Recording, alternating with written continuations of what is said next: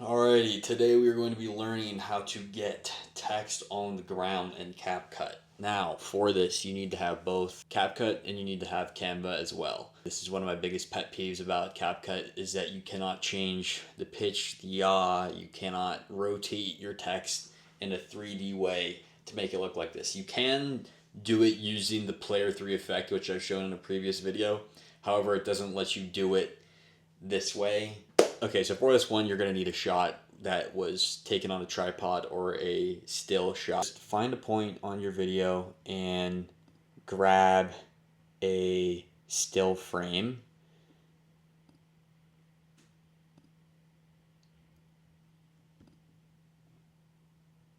And export that. And then we're going to open up Canva and we're going to select upload files, and then you're going to find your screenshot. Now you can set the location of where your screenshot goes within Capcut, so it's going to be different for everyone. I set mine to the Capcut folder, just keep it all easy. Select open, and then use in a new design. Custom size, create new design. Okay, now we have this. From here, what we're going to do is duplicate our page, delete the photo, add some text that we're going to want to use, and just kind of give it like the general direction of where you think you're going to want to put this. And make sure you get your font right because you're not going to be able to change it later, as well as your color. And then once you have it ready, download that page, but only select the second page. So I'm only going to select current page number 2 here, and then I'm going to select transparent background and then hit download. And then once that's done, take that download, throw it in your photo here. And now from here, what we'll be able to do is come over to our apps, select reshape, then hit distort. And now we're able to put the text and then select save when you're ready.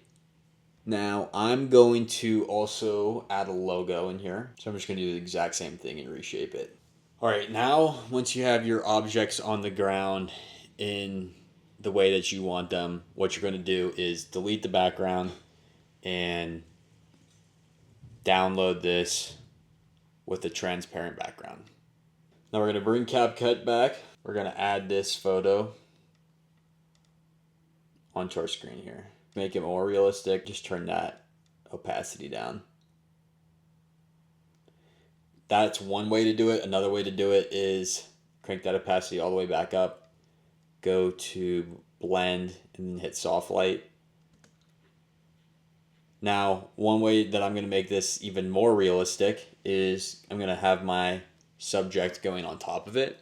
So what I'm going to do is duplicate my clip,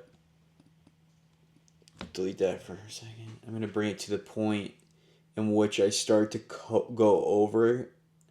So right here. Unhide the panel. Remove background. Auto removal. And there you have it, folks. That's pretty much it. Kind of the jankiest workflow of all time. Not going to lie. If you have the ability to edit within DaVinci Resolve, I will always recommend using DaVinci Resolve to get an effect done like this, because jumping back and forward between Canva and Capcut and doing all that dancing is not that fun. However, I do know there's some people out there that don't use DaVinci Resolve and only edit in Capcut and probably use tools like Canva as well. So for those people, which by the way, I use a lot of these tools primarily. That wasn't like a diss or a slight or anything. But for that group, I hope this helped.